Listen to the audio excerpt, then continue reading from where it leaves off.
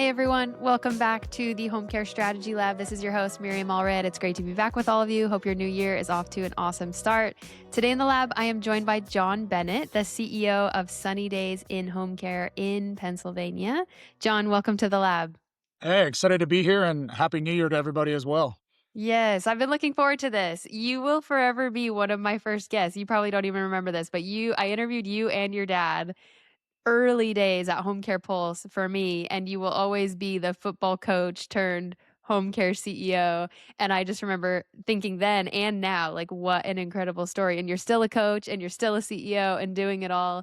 And I just think your story and your journey is amazing. So I've been looking forward to reconnecting. It has also been 2 years since you were on Home Care U, previous podcast. And so you have been up to a lot with your business the last couple of years. And so this conversation's long overdue, but I'm excited to basically just hear like where you're at, what you've been up to, and how things are going. So, first and foremost, how are you doing? How are you, the family, the business? How's everything going? Yeah, we're doing pretty good. Family's great. We recently moved a little bit south of the office, got out into the country a little bit more. I'm kind of a country bumpkin at heart. I love going into the city as much as possible, but like living out in the country. So we're excited, a little bit more space out there for the kids to run around, and the dog loves it, and all of that stuff. So family's great, and yeah, business is good. We had a lot of changes happen since the last time we've talked, and I do a theme word every year. In 2025, our theme word was transform. And I feel like 2025 was a very transformative year for us from a business perspective. A lot of things changed.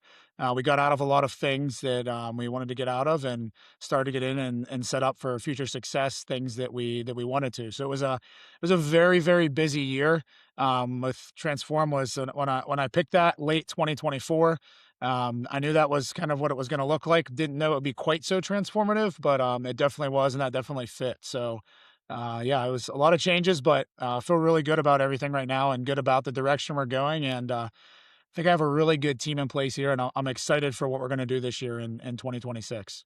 Amazing. I love that concept theme word. And for 2025, it was transform. So let's start with kind of a state of the company. Again, you have had a lot of changes, and that's really what we're going to like unpack today is your org chart and what's centralized, what's decentralized. You've gone through M&A and you're rolling everything up and rebranding. And so I reached out to you and I was like, I just want to pick your brain and you just tell us like where you're at and how things are going. But let's start with kind of a state of the company for those that don't know you or don't know Sunny Days very well. I'll just kind of like rapid fire through some of these demographic questions, and you can kind of just hit them quickly. Perfect. So first and foremost, where is headquarters, and how many offices do you guys have today? So headquarters is just south of Pittsburgh, Pennsylvania, and we have 4 offices, actually 5 offices now. We have 3 located in Pennsylvania, all over Western Pennsylvania. One in the Upper Peninsula of Michigan that serves Michigan and northern Wisconsin, and we actually just opened an office in Eastern Ohio, in Boardman, Ohio, just outside of Youngstown. So we don't have any no clients or caregivers there yet. We literally just opened it about 2 weeks ago. Okay, congrats on that. How many of those were via acquisition? Yeah, so we had our initial Sunny Days company. We started from ground zero, and then one of our other Pennsylvania locations, we acquired it, but when it had 300 hours of care per week, maybe doing about 350,000 in business, and now this year we've grown that to we're doing about 7,000 hours of care per week, about 8 million in business. So it was technically an acquisition, but we've grown it. The other company in Pennsylvania, we acquired it, doing about 10,000 hours of care, 9,500, doing close to about $10.5 million in revenue. And it's stayed about the same. We haven't really grown it, haven't declined. It's been about the same. And then our last company up in the Upper Peninsula of Michigan, we acquired it. It was about 600 hours of care per week, just under a million in revenue. And now we're doing about 4,000 hours of care per week up there, and a little over close to about 5.2, 5.3 million in revenue. So we've had 3 acquisitions, but grown 2 of them significantly. We just have really great directors and boots on the ground teams in place. Then obviously Ohio is a fresh start. And there's a word for that, blue ocean or something. I don't know, greenfield, whatever it is. But Ohio's a fresh start. A company that we've opened on our own. So we're excited for that. Amazing. How many office employees across the entire company ballpark? Yeah, we have, around 65, at this point. Okay. And that's I would say management, our model is a little bit different with our field managers. So out of 65, a little over half of those are in the field. So our actual office staff is closer to 30. Okay, awesome. And we're going to unpack all of this. And I'm getting all these questions because this is going to be like the basis of the conversation. Approximately like roster size, how many clients, caregivers, again, across the state of the company? Yeah, so we have just under 1,000 clients. I think last week we had maybe 980, is what we had, and then we have about 1,100 employees total. So a little over 1,000, about 1,030 or so, 1,030 to 1,040 caregivers. Okay, awesome. And then payer mix. What's kind of the payer breakdown? Yeah, so payer breakdown, I'll break it into 2 categories. So in Pennsylvania, the payer breakdown is about 85% Medicaid, 10% VA, 5% private pay. And then up in Michigan and northern Wisconsin, we're 45% VA, 45% Medicaid, and 10% private pay. So a stronger VA mix up there at that location. Okay, amazing, amazing. And just for context setting, the last like couple of years you've been on M&A mode, but right now you're in implementation. You know, you've kind of gotten the business to this point and now it's execution. Does that feel accurate? Yeah, we were on I mean, we grew organically significantly, right? And then went to M&A mode. Had a setback. I think we had talked about it on our last podcast. One of our acquisitions, I had committed Medicaid fraud well before we acquired it. And we essentially were blacklisted, if you will, for a few years, dealing with the attorney general and government. We didn't do anything wrong, but we had to clean it up. We couldn't get a loan, couldn't do any more acquisitions. And essentially, we were playing defense for a couple of years. Couldn't really make a lot of changes because there was just a lot of moving parts from a legal standpoint. So we were kind of stuck. And 2025, we were able to get out of that, get the investigation closed, get our loan paid off, get a new financial partner, and really start to poise ourselves to. We want to get back and do continue to do some M&A. That's on our goal list for 2026 to do another acquisition this year. But also, we are setting things up to do organic growth as well. So there's a lot. So right now we're in a process of restructuring, rebranding. We know that we want to really expand and do a lot of big things. And right now, I mean, if you combine the math, we're doing, a significant amount of hours, right around 37,000 hours of care per week total. It's a Wow. lot of hours, and I want to structure us in a way with my team and I that we're putting in place. We want to be able to have, get to 50 is the next goal, and then from there to 100, right? Which I know sounds ambitious, but I think we have the team in place to do it. And so the moves we're making now may not need to be made right now at 37,000, but they're going to be need to be made at some point. So we're just kind of overhauling it. We're setting ourselves up so it's already in place so we can hit 50 and then hit 100. Incredible. And you've come out the other side of the Medicaid fraud. You're jogging my memory on that. I don't spy any gray hairs in your beard or hair, so I'm glad you've come out the other side because I know that was like a nightmare. And that's probably an understatement. You lived it. But here you are out the other side and achieving like incredible goals. You just said it 37,000 hours of care per week. That is incredible. Can I ask ballpark revenue what that equates to across the business? Yeah. So Pennsylvania is the lowest reimbursed state out of every adjacent state, right? So our average bill rate in Pennsylvania is like $20.60 an hour because we're in two different regions. You go to Michigan and we're like 25 an hour, right? Ohio, it's like 28-ish, right? So Pennsylvania is just significantly lower than everybody else. So you figure if you do about 1,000 hours of care per week in Pennsylvania, that equates to just over 1 million in revenue. So pretty easy correlation. You do 4,000 hours, it's about 4 million in revenue. So at 37,000 hours, we did just over 40 million in revenue last year, which our goal was to break 40. We did. So we were pretty excited about that. And the sky's the limit, man. The sky is the limit for you guys. Last demographic question. You are structured as a holding company, which I think is interesting. Like that was an intentional path that you guys have gone down. Explain a little bit about the thinking about how the business is structured and why you went the holding route. Yeah. So initially we just had Sunny Days, right? Sunny Days in Home Care. That was our initial company. And then we acquired Compati, which was another one of our companies, and it was just owned by ownership. There was no entity in place. And then we started, I guess, become a little more sophisticated, and talk to some different people, some attorneys, which I love attorneys. I talked to them more than I would like, but there's some really great people out there. Do a great job, not only in keep people updated, but and they're just experts on how to protect businesses and make sure that things are set up and structured the right way. We talked to some of them and talked to some people that had went through some business owners that had went through some horror stories, and really felt like, excuse me, if we wanted to get to a certain level, that we needed to put a holding company in place and then have all of our operating entities underneath the holding company. Really, from a let's protect ourselves, like if you've heard the term corporate veil, piercing the corporate veil. And so we followed everything they said to a T. We also opened what we call a shared services division. It's where myself and a lot of the centralized leadership team are employed. It's essentially the administrative branch, from the holding company that oversees, each one of the operating entities. And corporate veil, people hear it and are like, oh, that's legalese, and maybe it is, but when we had that fraud investigation at the one location, if we didn't have ourselves structured so that the corporate veil was protected, we would have had it was already a big issue, it would have been a lot bigger. So I've lived, if anybody's like, do I need to do this?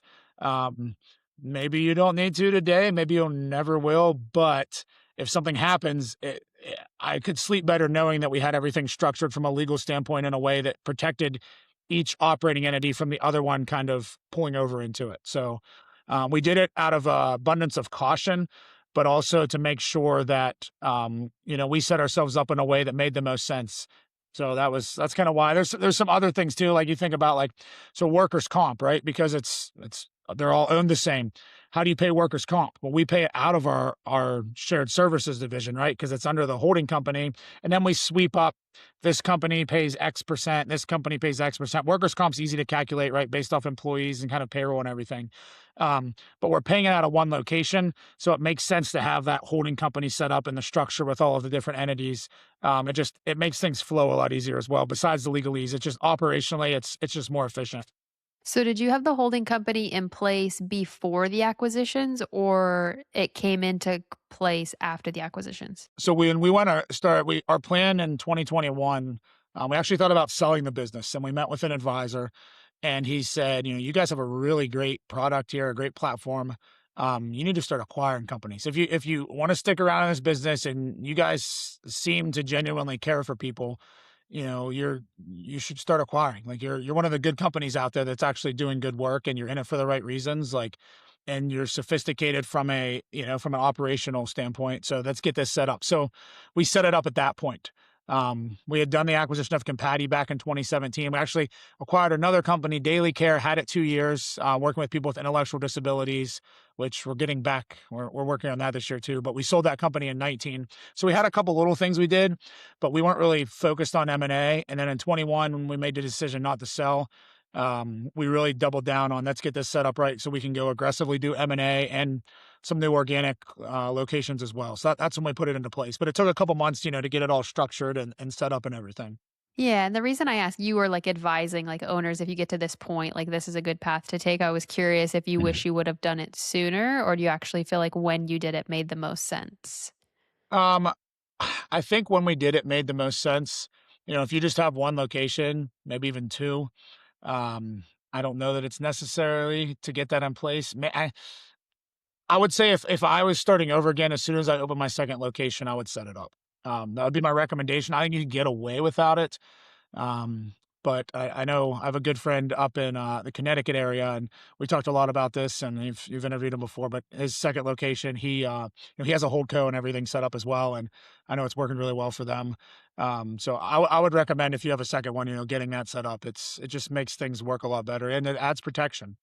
Okay. I love the honesty already. And even you saying like you were ready to sell a few years ago. And I've also heard you say you consider the franchise route and then you went on M&A mode. Like just talk a little bit about like that side of the stress and the complexity of this business. Like you're not the first to want out even of a successful company. I think people might look at you and be like, "Wait, you were thinking about selling? You were so successful and you have this great business." But it also is hard and wears you down, and does it get easier in some extent? Yes, and in other ways, no, but I don't know, just transparently, like, talk a little bit about, like, your journey in making these big decisions and deciding to stay in it, etcetera. Yeah, so, in 2018 and 2019, at the beginning of 2018, we were doing 7,000 hours of care per week out of Sunny Days. We had just acquired Compati, which was doing 300, so just say 7,000. By the end of 2019, between the 2 companies, we were doing almost 16,000 hours of care. So we more than doubled in size in 2 years. But that was a lot of work, to get to that point. And then in 2020, COVID happened, and just COVID wore me down, to be honest with you. I know I'm sure a lot of people it had the same impact on. I mean, it was rough. I mean, just dealing with, I mean, at the beginning, a recommendation was to send people into nursing homes, and I still remember one of the ladies, she had COVID. We didn't have, it was very early on, right? We didn't have any PPE, and we said, you need to go to a nursing home because you need care and they're going to provide care for you. She was crying because that's the last place you go before, you go to, she said, the next place I'll go is going to be in the funeral home. Right. And she was crying on the phone. And that really, I mean, we have to make tough decisions like that as home care, leaders and executives and everything. But that type of stuff, like, and that happened a lot. Right. Thankfully she got out and was okay. But like, there's so many stories like that that are just mentally, I felt like mentally beat up after 2020. I mean, it wasn't just 2020. I mean, the first half of 2021, I felt like that was the same. And there were so many government incentives to assist people during COVID, but then they kind of got, I would say people kind of took advantage of them and milked them longer than necessary, probably into 2021. So it was extremely difficult to find caregivers. It was a tough time, right? And we felt like maybe we do want to get out of this and, look at doing something else. So that was kind of where we were at. But um, And then I what think relit the fire? Yeah, what conversation, like, turned it around for you? Was it the legal conversations or conversations with outside sources? What brought you back? talking to one of our one advisor who I still work with, and we're 4 years in now, and him just saying like, you know, I this is his viewpoint on business, any business, right? Especially true when you're working with people. But there's really three types. There's one who they all they care about is money, right? There's one who all they care about is the actual operations of the business, but they're not savvy and not smart with money and how to handle things, right? We see that a lot in home care. A lot of people start home care because of something that happened in their personal life, and they're amazing at covering shifts, but they don't know how to ensure that they're collecting on their billings and all of that. And then the third type is you can be really financially savvy and really compassionate and care about the people you're taking care of. And I feel like that's what we are. And I think of some of my other, friends in the industry who I would describe as that. And when he described us, he said, you guys really care about people, but you also are really savvy in how you have your business structured. Like, and, he said, which this is how I describe, we focus on hours, right? That's a big thing we focus on. He said, you do a lot of good. And so when I talked to my team last year, I think we did around 1.8 million hours. And I describe it as we did 1.8 million hours of good. Think about what you can do in an hour for somebody. Right? Just think about if you've been a caregiver, I think most people probably listening to this have caregived, whether it was for, a loved one or professionally or for a neighbor, or even a child, right? How many good things can you do for somebody in an hour? And times that by how many hours your business is doing. That's how much good you're doing in the world. That's a really good feeling. And that concept really got me excited. And I was like, man, we can really do a lot of good for a lot of people, especially people that are vulnerable. So that really lit the fire. And then kind of secondarily, I just saw some instances at the time with some nursing homes, and there's some great nursing homes out there, but there's a lot that aren't. And I saw some instances that, and there was an increase. I had a couple of family members that some predatory calls trying to get people to give up information. And I almost feel like if you're a good home care agency, we do a lot of things that we're not supposed to be doing with ensuring that people are okay. We're not getting paid for, we're not contracted to, but we're doing them because it's the right thing to do. And this is a vulnerable people. And I've talked to our company and our management team sometimes that we're almost like the sheepdog. Um, and maybe that's like, I know it's kind of a military concept being sheepdog, but I think it does resonate. A lot of times we have to protect the clients that we're taking care of and kind of this more vulnerable population of elderly people, especially with all the technology that's out there right now. I just feel an obligation to try to make sure that I think of people as my grandparents, right? And what would I want someone to do to protect them when they don't know? So that kind of that protective. I used to be an offensive lineman, and my job was to protect people, right? Maybe that's where it came from, but we really try to emphasize that at our company, and we have some really great employees that they go above and beyond and do so many things that they're not getting paid to do, right? But it's the right thing to do to help that elderly person be safe and not get taken advantage of. So thinking about protecting people and doing good for them, and it's like altruistic, but that's what got me excited again. Oh, thank you so much for sharing. That was super vulnerable, and I'm putting you on the spot with that. But 1.8 million hours of good in 2025. Like, how can you not just like get the chills hearing that? And I agree. When you have one conversation, one interaction, you change one life, you feel incredible. Like that's what this is all about. That's what life is all about, is helping people and doing good and serving the one. But you do that at scale. Like there's nothing better than this. So I don't know. On my behalf, I'm so glad that you stayed in it, because listening to hear you say, 50,000 hours of care a week to 100,000 hours of care, like you're impacting millions of lives through your business. And I think there's no better way to live than to do what you're doing, in all honesty. I know that's like really broad, but I No, honestly think it's the best use of your time. it is, and I have a special connection, I guess, with the people that we take care of. I mean, we have some really great private pay clients as well. I mean, when there's a couple thousand hours of that, but predominantly Medicaid and VA. And the people we're taking care of, a lot of mostly are, lower income individuals. And there's a lot of agencies out there that are getting out of that, right? And there's a need for people to get care on Medicaid. So I mean, and I have some really good friends who just run private pay agencies, and they're still doing amazing things, right? So I don't want to, talk negatively about them, because they're doing just as good as we are, and even better in certain things. But we just really feel that there's people out there that other people overlook, that are maybe even more vulnerable, or people don't care about, and those are the people we wanna find, those are the people we wanna help, and pour into, right? And so that's one of the reasons we're expanding. I mean, we see it, and I'll tell you, maybe this is gonna come up later, but, we're in the process of expanding into the Northern Panhandle of West Virginia as well. West Virginia is a certificate of need state, and so they don't award new contracts until there's enough people that want services and aren't receiving them. And there's enough people right now that want services and aren't receiving them. And so we were approached about it, and we're going to be going into there as well and opening a location hopefully here in the next few months. We're in the process of it. And right now, like, there's 86 people that I'm aware of in a couple of the counties we're going into that aren't getting care. Can we help those 86 people and do good in their lives, right? And that's what motivates me. Like, that's what I think about. 86 people right now that should be getting help that aren't. Like, let's go help them. So Exactly. There's people that need the care that aren't getting it, yes, and we have the ability to go out and serve them, find them, serve them, and give them the care that they need, that they deserve. I agree. A life is a life, and private pay versus Medicaid, it's all important, it's all essential. But I love your kind of personal mantra and mission to go out and really help the underserved, the forgotten, the people that are kind of like in the shadows. They also need great care as well. they do, and the margins aren't great, right? So that's the unappealing part. They're not great margins, but that's why you have to have your business structured as efficiently as possible. And it's tricky, but they need help. Yes, and you can beat the margin drum all day because you are living it and breathing it every single day. It's like you are doing what seems impossible to many others. So, let's talk about operations, and let's talk about your org chart. I think this is really interesting.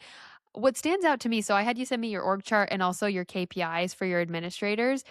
For a large, robust organization, you keep it really tight and really simple. So kudos to you for that approach. I think it's like so lean and clean, and I'm just like impressed by that.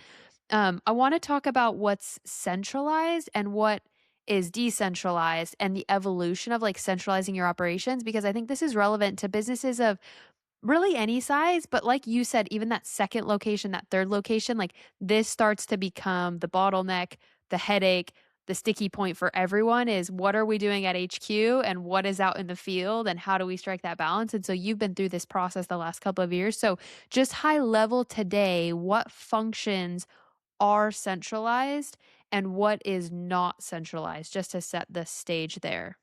Yeah, so when I say today, like, we're gonna be there in 2 weeks, with what we're doing, but finance is centralized, and we have finance really broken into 2 categories. We have revenue cycle management, right? So your billing, collections, essentially, and then we have payroll and benefits. So those are the two categories we have for finance. So that's centralized. As we've done acquisitions, we've picked up players from each of our acquisitions that were on finance or partially on finance, and we made them fully someone into finance. But those are centralized. We had that centralized really before acquisitions as well. So just I maybe zoom out a second. My philosophy on running a home care business is to have the people in the field focused on the people in the field, a la our field managers focused on the clients and caregivers, and automate the heck out of everything else. And automate might mean somebody else doing it, right? Not actually like automated, but it's automated for the people in the field. In their mind, it's happening and they don't have to do it. And that's been our strategy. So finance centralized, compliance centralized. Although there are a lot of compliance tasks being performed by people out in the field, right? Like EVV, think of that. Um, I try to design everything based off the RACI chart, if you're familiar with that. So each task, somebody's responsible for doing it, somebody's accountable, could be the same person, often not. And then somebody can be consulted and somebody may need to be informed. So, for instance, clocking in and clocking out of a shift, right? And doing that correctly. Who's responsible for doing that? Your caregiver is responsible for doing that. Who's ultimately accountable for that? The caregiver supervisor. We call that person a field manager. You may call them a scheduler, director, whatever it might be. Um, who may need to be consulted. Maybe there's glitches with Access Care, Well Sky, whatever your system is, Alaya Care, whatever all the different ones out there, and maybe you need to consult IT or consult someone from those teams. I know we talk to Well Sky on a regular basis.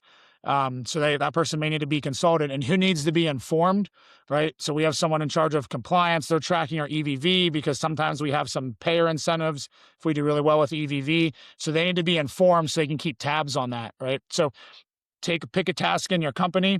You can Google RACI, RACI, and it's been. I mean, we've been doing that since I've been involved. I took it from my dad. Used to work for Komatsu, used to be Joy Mining.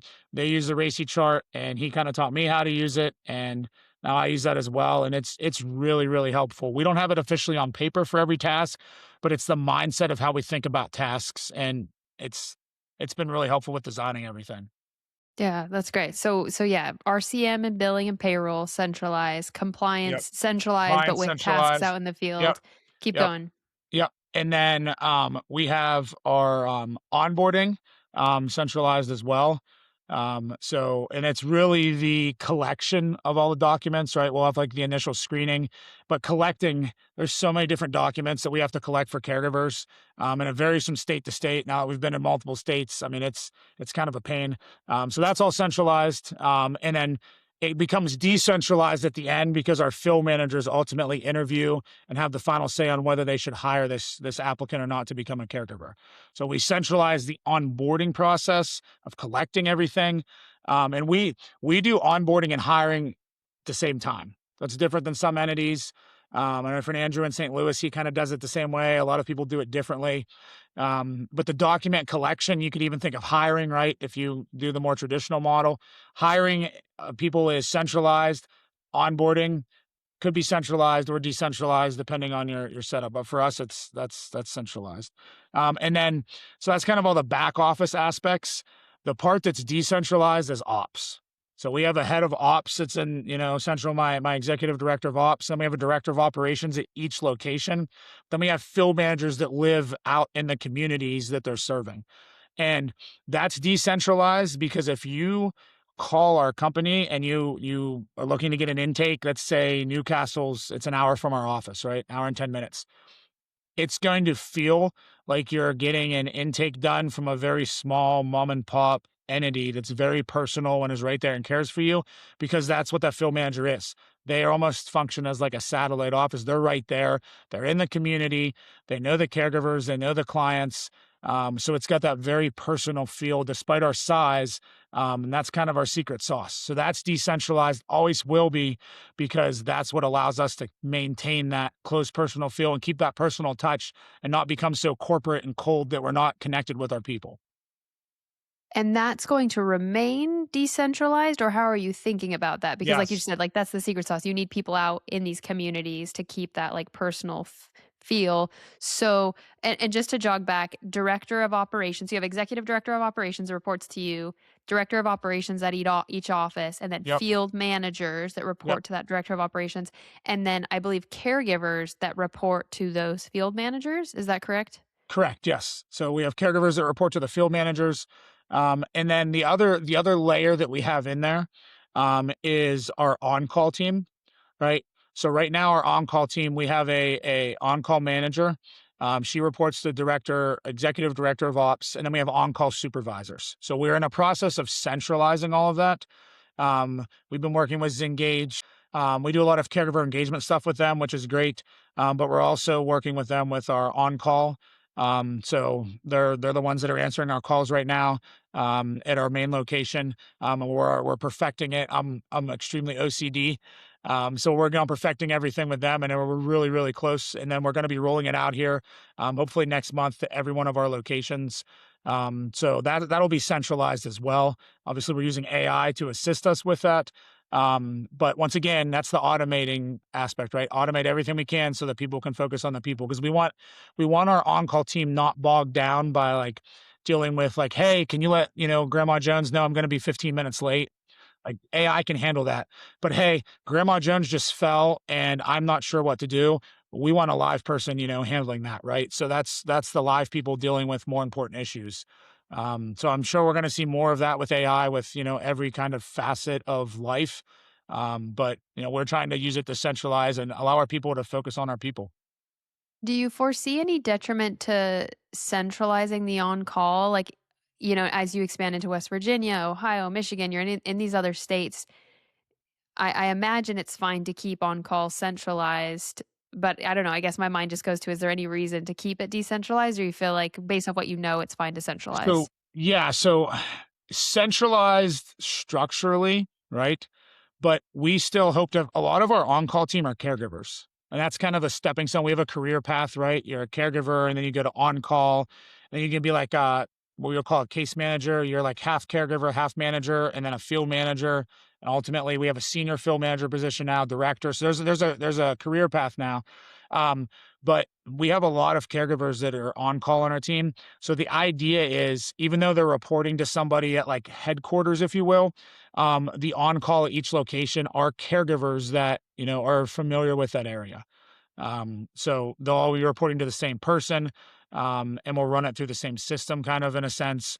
But the actual on-call people that are taking the calls when they're escalated from the system, um, will be caregivers that are kind of in that area. So we've had people do it from out of state, to fill in and everything, and it's went really well. It's went smoothly. I know a lot of companies kind of farm out their on-call, to whether it's like a VA solution or something else. But we think that's a really great career opportunity for our caregivers, and it's a kind of a good testing ground, a proving ground, if you will. If our caregivers can handle the phone aspect of it, then potentially they're in the top of the list whenever we need to hire another field manager in the region that they're in. They're one of the first people that we would reach out to and tell them to apply for the job. So, and some people do it and say, I just want to be a caregiver. I don't want to do it. And we have some people, I think of two of our employees right now who are phenomenal caregivers and phenomenal on call. I've talked to both of them about being field managers, and they both have said no interest. Good. We love what we're doing, and they're really great at on call, right?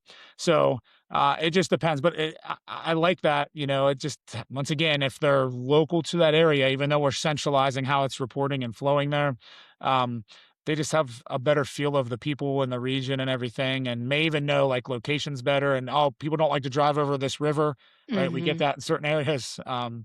So that's our thought. So that was a long Yeah. answer to your question, Miriam, but No, that's great. that's I the want you setup. to just kinda dial through your thinking, like, how do you think about these things? My next question is gonna feel broad stroke, but I want to see where your brain goes of what parts are most challenging to going from decentralized to centralized? Like, you've done this with different aspects of the business. I'm sure there's a lot of challenges, but what are like the most challenging components of transitioning or transforming the business to this new structure and also maybe like this new way of thinking? So the biggest challenge that comes to mind initially is the name change. Um, so we acquired the company in Michigan and renamed it Sunny Days, right? We acquired since the last time we've talked, we had an acquisition in North Carolina that didn't work out. So it sounds like all sunshine and rainbows here at Sunny Days, but we did have a failed acquisition. We learned more from that than any of our successful acquisitions, right? Which oftentimes is the case, right? You learn a lot from your failures. But we rebranded that as well. I have been hesitant to rebrand the 3 companies in Pennsylvania as Sunny Days. The other 2, I've always I'm a big analogy person, right? So I'm always like, well, this company's really fishing for sea bass, and this company's fishing for salmon, and this company's fishing for tuna.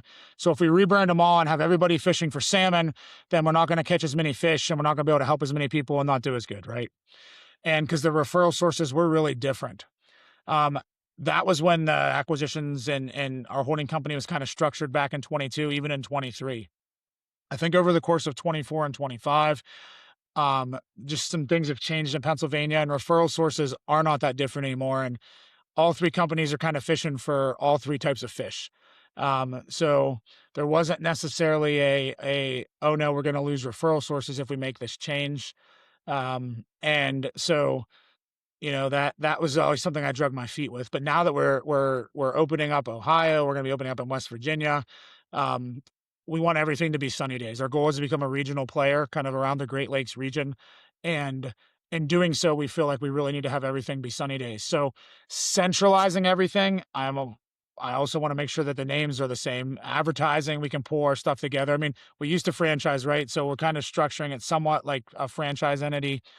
So if you're listen to this and you're a franchisor, like think of that a little bit with how we're setting it up.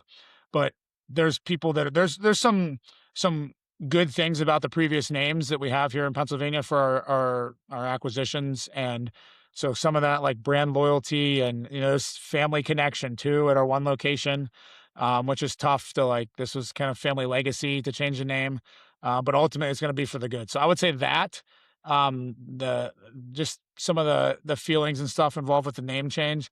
And then the other thing is people don't like change. People are resistant to change, even if it's good change. So telling somebody, hey, you're doing a really great job at this, but we're going to tweak your job and change it. And so now you're becoming less of a generalist and more of a specialist, which I think that's kind of the direction we're heading as we grow. We need more specialists and less generalists. When you're smaller, you need generalists, right? Um, and people questioning, well, why do we need to do this? If I'm killing it and I'm doing a good job and my company's doing good, why do I need to change? Right. Mhm. And explaining like this is we're setting ourselves, everything's great now, but we're setting ourselves up to hit 50 and hit 100. So we need to make these changes in order for us to do that because we're kind of at capacity or close to capacity with where you are now.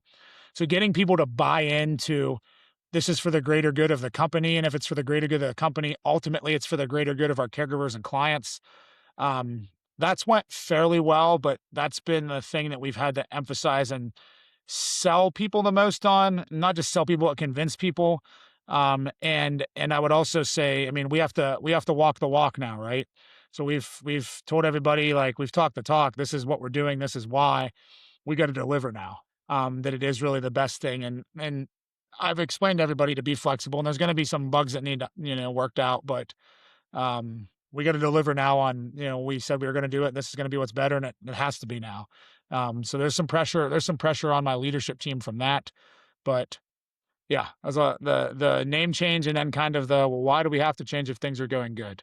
Those are the two Yes. biggest things. Yes, and my mind goes to the second because I've talked to other leaders about this. People change, roles change. Sometimes they don't change together. It's not linear. You have good people Yes. doing good work, but the nature of their role changes. I love that. They go from generalist to specialist, but they like being a generalist, or there's certain parts of their job that they're willing to do. There's other parts of their job that they're not willing to do. Like that is the puzzle that you're trying to solve as a leader with this evolution of centralization is who fits where, and not plugging people in to plug people in. It's I'd imagine a lot of conversation of what do they want? what does the company need and how do we fit people where they want to be and where they're supposed to be.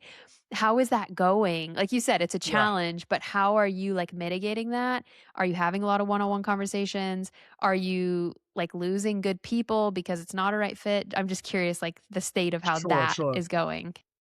So, it's going well. We haven't lost anybody yet, which is good. I don't think we're going to lose anybody. As one person that I would say is a little iffy, um, which would be unfortunate, but it is what it is. Unfortunately, I don't know how else to say it. I don't mean to sound cold, um, but we've had to design it. I sometimes am a people pleaser, naturally, I don't know, and I've got, more and more away from that because when you really focus on pleasing people, it can be detrimental to the company. When you're a CEO, you can't focus on that all the time.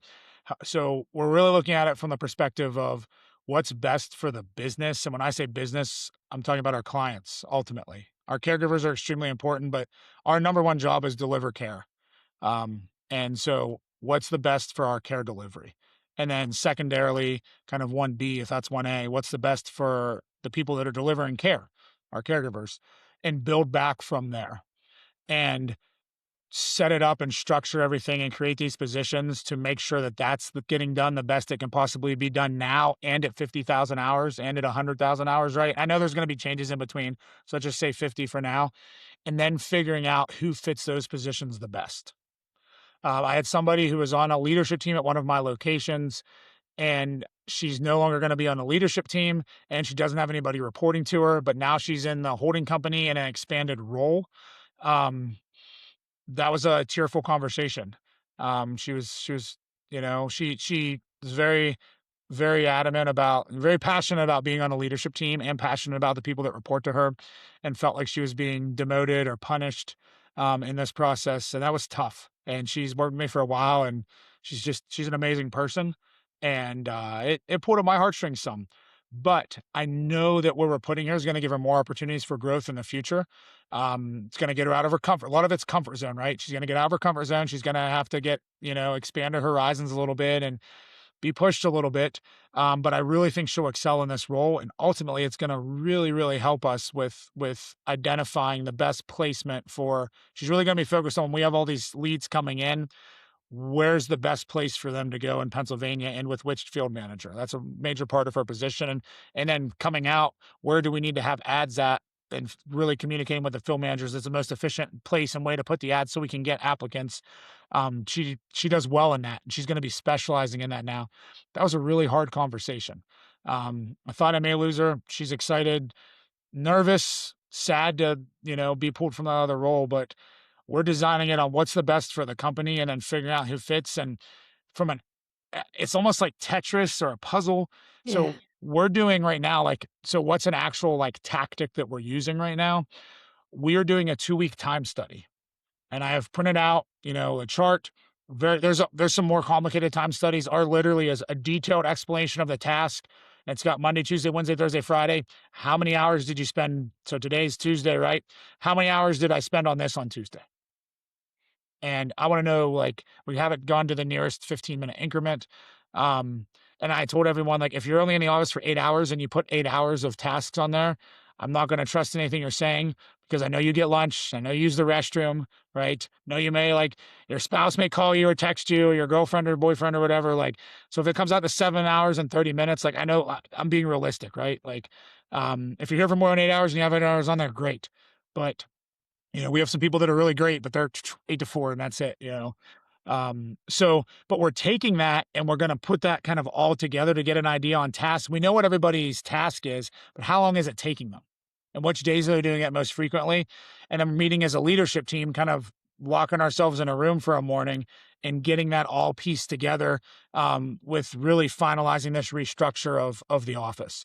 So that 2-week time study is something that's really going to be helpful for us here. You have to get everybody to do it and everybody to buy in, everybody to be honest. So that's the big thing. But that's one of the things that we're really looking forward. It's going to be a huge tool in getting this done, kind of as efficient as possible. Yes, and makes all of the, like, intangibles tangible. Like, I from my personal experience being an employee at companies that did something like this, like, it sucks while you're doing it, but Oh, it's fuck. super helpful, and it's also very much, like, self-reflection. I don't know if you're a big fan of EOS. I've worked for companies that have been, and I actually think Yeah. there's good tools and resources, but the GWC Get It, Want It, Have the Capacity to Do It is a great tool. And then there's also another matrix, I'm forgetting what it's called, but it's kinda like the like it, love it, dislike it, don't love it, and you kinda break down your role into, like, what you like and what you wanna do, what you don't like and you don't wanna do. It's so helpful for leadership to understand how you view your role, and then you can again, back to the Tetris board, it's like, okay, we've got everybody's matrices and their thoughts and feelings on their role, and then how do we, like, kinda plug and play and figure out where everybody fits? And like you said, especially when you have good employees that you don't wanna lose, you wanna make it work. You wanna figure out where they Yeah. fit to keep them on board. This would be way easier if we just said, "These are the positions, this is who's in it, deal with it." But that's Like, not real life. That's not real that business. that's not real life, or, I mean, maybe that's, like, ultra corporate and you don't really care about your people, right? So that's not us, that's not who we are. So that's why we're taking the time to do all this. It's we want our employees to be happy in the roles that we're in, and you talk about like it, love it, like, I have traction and stuff over on my bookshelf. I'm not like an EOS disciple, but I'm influenced by a lot of it, and talking about like it, love it, dislike it, and all those things, I explained to our team, like, let's say you have 12 tasks right now that you're doing. You can't just keep all 9 that you love and the 3 that you dislike, get rid of them, and then one person gets all the disliked tasks, that person's not gonna stick around. Like, every job has tasks that you don't enjoy doing and has tasks that you like and has tasks that you love. You're gonna have some that you don't like because there's tasks in this business that everybody does that they don't like. It's just part of life. So just know that, like, it's not gonna be all, like, the most amazing thing, and you're gonna love every single aspect because it's not fair to dump everything on one person, and it's not a good business practice. Yes, exactly. I'm curious, you have grown so substantially, and we talk about like buy-in for all of these administrators. When you talk about going from 37,000 hours to 50,000 hours, are your people on board right now? Are they mission motivated or are they money motivated or both? And why is that? And do you have both? Because you talked a minute ago about like rewards and bonuses and like incentivizing people. I'm just curious how much your team is motivated by this growth and by the monetary incentives that come with this type of growth. Yeah. So, we've structured, particularly our field manager position, right? Anybody else impacting growth? Most people are with from people, right? What's in it for me? Even if you really want to do good in the world, right? Ultimately, like people are with from people. So, we've structured our field manager position that our mission, which is to take care of as many people as possible, and to we have 98.5% or better shift coverage across the board, right? If you ask me, like, what's the main job of a field manager? Really high shift coverage because we say when we're going to be there, we're going to be there, and growth. And growth means we get more people, which means we're taking care of more people, which means we're doing more good in the world and helping more people, right? People aren't sitting at home without services. They're not getting subpar care where they're getting 50% of their shift staff. Like, they know if they're coming to sunny days, 98.5% of their shifts are getting covered, right? And we're going to get somebody in their home pretty quickly. So we've taken those two things, the top two priorities for field managers. Hours, they get paid tier pay, and it's literally based on hours completed per week, right? And then it gets docked if their shift coverage drops below a certain threshold. Nobody's does because we really emphasize shift coverage, and the dock is significant. Um, so are people doing it because they want to do good in the world and help people and take care of our clients? Yes. Are we also paying them and incentivizing them financially to do those good things? Yes. Um, so if their motivation is truly financial or if it's, truly, good and they don't care about the finance, it's hard to separate because we've essentially unified those two things in our company, because our company's mission is to do good, right? So if somebody's only motivated by money, but they are doing good, I hope that seeing the good that they're doing eventually will cause them to um, have motivation at least somewhat from the good that they're doing as well, right? That's the goal. But I've got to have some great conversations with Stephen Tweed and thinking about like what gets measured, right? If you get measured, then that's something, and I'm blanking on the What gets particular. measured gets managed. Yeah, what's What gets managed measured gets gets repeated. managed, right? And we Yeah. measure those 2 things, and they get managed really well.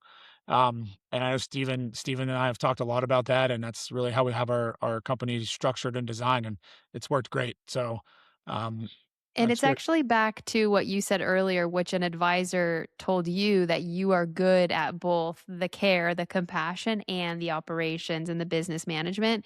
And I think the companies that thrive master both, but you Yes. have people on your team that gravitate one way or the other, but actually it can balance the team out when you have people that are highly, financially incentivized and motivated versus people that are compassionate motivated. Like there's no right or wrong, but I was just curious, like what that looks like for your Yeah. team. But again, I think you as a leader set that tone to focus on both.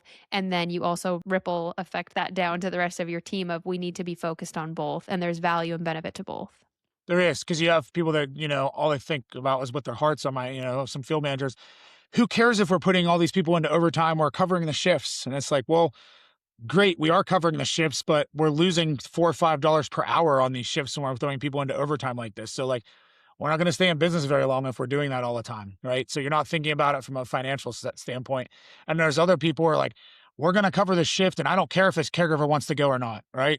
Because then it gets their tier up higher and they make a little bit more money. Well, that caregiver is probably going to quit if you're kind of bullying them into covering a shift, right? So that's the two sides, right? And it does balance each other out, just like you said. Yes. I teased it at the beginning that I'm super impressed by the simplicity of your KPIs. I want to just go through that briefly here at the end because I think people are fascinated by how you structure these things. The things that stand out to me as well, you are very focused on hours. And I want to get your take on why. Every business is different, but I see a lot of home care companies focused on revenue, focused on margin, focused on payer source. Like there's a lot of different ways to slice the pizza and there's no one right way, but I've always been curious as to why ours is your North Star. So has it always been that way and why is ours your primary focus across your entire organization? Yeah, so it has been that way out of the gate, since the company was started. It's been ours, and why was it ours? So when my father-in-law started the company, he, had came from a home healthcare company that really only cared about the money, and, he wanted to do start a company that savvy with the way we ran things financially, but focused on the people. So ours became the priority. Now, do we look at margin? Yes, right? It's on our KPIs. Do we look at revenue? Yes, it's on our KPIs as well, right? But ours is first because that's what we want people focused on. We want people focused on how much good are we doing for people in the community, right? And like how many hours of good did we do last year, right? Like that's a thing that people can get behind and unify on. And if the number one thing you talk to people about is margin, they become disconnected, right? Field managers, caregivers, they don't care about margin. They don't care about revenue. But what do they care about? How much good we're doing in the world and the hours that we're providing of care. Now, it's our job to take those hours and make sure those hours are profitable so we can stay in business and continue to expand and grow. But caregivers can generate hours. Field managers can oversee and manage and generate hours. It's our job on the back office and with the leadership team and structure of the company to make it profitable. So that's why it's ours because that's a good thing for people to be focused on. And honestly, it's what we care about. What our company's founded on is how much good can we do in the world, and it's through the hours of care that we provide. I like it. One layer deeper on your KPI chart, like on your highest level, is average weekly hours from both like a total perspective and also under clients and caregivers average weekly hours. Yep. Explain the thinking on that, and I'm curious, is that universal or does that have anything to do with being Medicaid heavy, the focus on average weekly hours? So it's universal for us, even with the VA and private pay aspect and everything. Um, we pay field managers weekly tier pay, and something that I'm a very big believer in is incentives when they're so far away. When it's even if it's quarterly, people can lose focus on them. Now, do we have quarterly incentive with some people that are focused solely on growth? Sure. Um, but if you're looking at it from a week by week basis, that's like now live time. What are we doing right now that's helping people and delivering care? And that's why we do it weekly because we want to know like what's happening right now. Snapshot, what happened last week. And it's really easy. I guess it's like driving a lot of cars on the road now. If you start to cross over a line, you get like the vibration or the beep or everything. Like when we're looking weekly, we know right away if we're starting to bump into that line and something's gone off course. If you're waiting to do it monthly or quarterly or annually or whatever, like you may be way off course, gone down a different road, the wrong direction for 2 months before you realize it. We can see very quickly if we start to go off course 1 week. All right, we're keeping an eye on this. Okay, we're even farther off course next week. Why are we off course? Why did our hours decrease? What happened? Like we're responding in live time, right? It's one of the reasons, like the live view on Well Sky, we love it because we know right away because of the color coding, is somebody not where they're supposed to be, and now care is not being delivered to the client. We want to be as responsive and quick as possible in this industry because sometimes people's lives depend on it, but oftentimes, and maybe it's not life threatening, but that person's going to have a really bad day and suffer and not get what they need if we're not there and can't identify it right away. And as a Mhm. company, we're not going to be doing a good job delivering that care if we start to get off course. If we wait too long to identify that we're off course, then it's going to be a farther and take longer time to get back on course. So that's why we're checking it on a weekly basis. Yes, and I think that also goes hand in hand with shift coverage. It's course correction. If there's bad behavior out there and you need to weed out maybe the bad apples or the bad behavior, shift coverage is the metric that can help you dial into that. And you said you have incredible shift coverage, like unheard of shift coverage, but I don't hear enough home care companies like focused on that and tracking it as diligently as you do. What advice would you give? There's hundreds, thousands of people listening to this podcast. Yeah. What would you say to them? Like, why should they be tracking shift coverage specifically? So I've asked this question to a couple hundred people now. I'm giving you $1 million, maybe 5 million, however much you want. We're going to go buy a home care company. You can look at three metrics. What three metrics are you going to look at? For me, it's how many hours of care are you completing per week? Because that tells me, is your company growing, declining, right? What's your margin? Because you could be completing all these hours of care, but if you don't have a great margin, your company's in the red. It's trending down, right? That tells you me, like, is your company healthy from a financial standpoint? And a third one is shift coverage. And out of the hundreds of people I've asked to, the first two are pretty common. There's some variances, but the first two questions: how much business are you doing? You could say revenue instead of hours if you want, right? Revenue, and then margin. Most people are saying that. Most people don't say shift coverage. What shift coverage tells me, and our acquisitions, none of them have checked it. I've had to go manually in their system and manually go in with my team and figure out what their shift coverage is. But it tells me culturally, do you care? It's really simple. Do you care? And if you do, are you able to meet the needs of the people that you have? We looked at a company, really great people, really seemed to care. Shift coverage was like low 80s. I think it was 82, 83, which is actually decent compared to a lot of ones I've looked at. It's kind of average, if you will, maybe. Um, they took on so much business that they didn't have the staff for. So they had all these new clients coming on board. They couldn't meet the need with caregivers. So instead of turning business down like they should have, they were taking it on and they didn't have the caregivers to fill the shifts. So they were covering a lower percentage of shifts than they should have.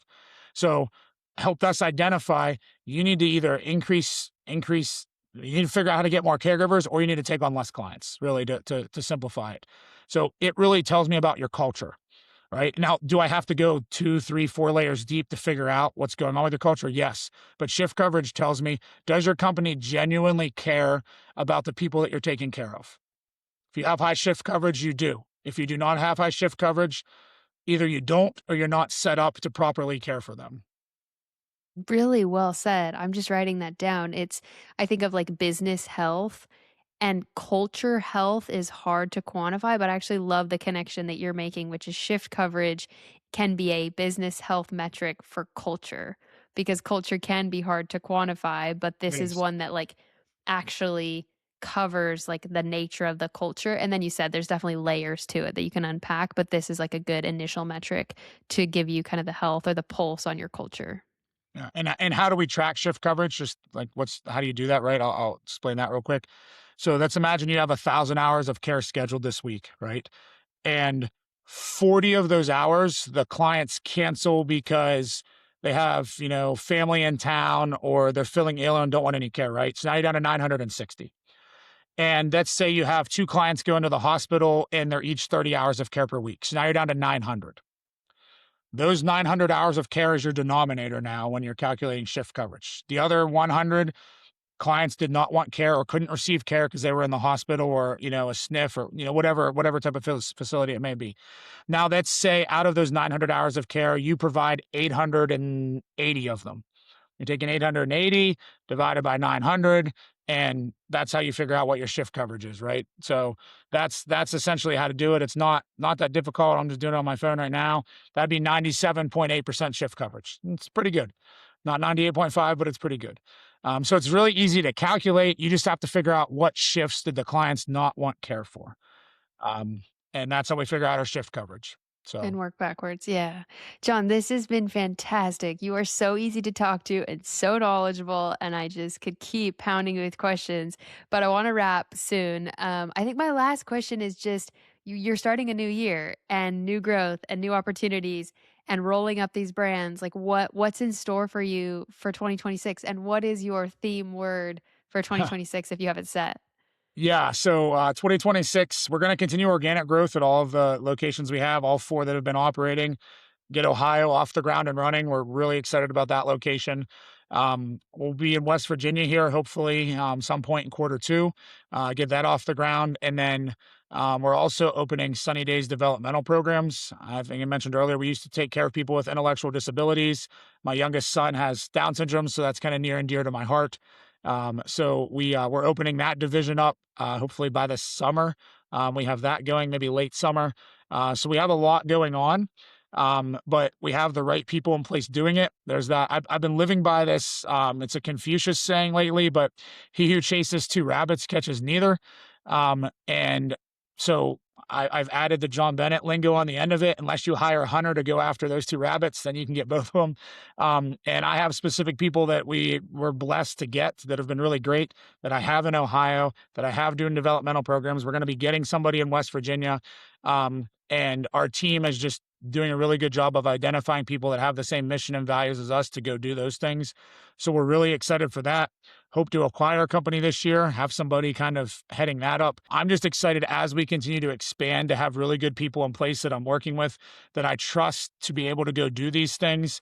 And we want to do a lot of good, right? So we did 1.8 million hours of good, and we want to do over 2.5 this year. That's super aggressive, but with adding these new locations and acquisition, we think that's a reasonable goal. So I don't even know what that equates to revenue wise. You can see like how much I focus on that, but we want to do a lot of good and help a lot of people this year. So that's what we're looking forward to. And our theme word for 2026, I wish it was 2025 because it would rhyme. But our theme word for 2026 is thrive. So we Awesome. really want to thrive and thrive as a business. And going to each individual, I've talked to them about how can you thrive, right? How can our caregivers thrive and what they're doing for our clients? And we want the clients to thrive, right? They're in their last, could be 20, 30, but could be 2 months of life. We want them to thrive and really do better and have a better quality of life than they had if we weren't in the home, which is ultimately what it's all about is we want to make those clients happy and be able to stay in their home as long as possible. So we're going to thrive in 2026 and we are super, super excited. I don't know if you can tell my energy from this, but I feel like I've been stuck in this limbo for the last couple of years with kind of the investigation and everything we had on. And my team and I are ready to get after it in 26 and do a lot of good in the world. And you're going to. You're manifesting it right now. You just said all of those things out loud, and they're all gonna happen. Yes, there's gonna be bumps and bruises along the way, but everything that you just said, you're gonna make it happen. And we're gonna stay in touch. I'm gonna interview you every other year. We're just gonna keep up. And Yeah. I wanna see you hit that 50,000 hour mark in the near term. Like you guys are more than capable of doing it. And with the trajectory that you're on, it's absolutely within reach. So I'm over the moon, John. I think really highly of you and the team. And every time we reconnect, I just learned so much from you. So thank you for being here in the lab. Thank you for everything that you've shared so openly and honestly today. This is where home care thrives is people like you sharing what's working so that other owners and other markets can learn from you and from this. And we raise the industry up. We thrive as an industry and we've picked up so much momentum over the years and I just want to see that continue. So thank you so much. Yeah, thank you. And I think this is a really, really exciting time to be in home care. The amount of great conversations I had at HCOA this past year, and just with people since then that I connected with, and we're text or email or Zoom or on the phone. I just feel like the network of people that actually want to do good in this industry is growing. And that's really exciting to see that there's people like this all over the country and even some people internationally that are really trying to do some amazing things and help take care of the elderly people that want to stay in their homes. I mean, that's what they want to. That's what we all want to do. And just that unified mission is it's just really cool to be part of this and see the momentum that's happening. Yeah, I love it too. That's why I do what I do. Is just it's this. It's just sharing good ideas, best practices, surfacing those and building a stronger industry as a whole. And you and I are a part of that. And we're only going to continue to see the fruits of our labor over the coming years. So, John, we'll wrap here. Thank you so much. You are so gracious with your time. So people connect with John on LinkedIn, email, reach out to him. There's a lot more that he can share. So highly recommend you connect with him offline as well. So we'll wrap here. Thanks, John. Excellent. Thank you.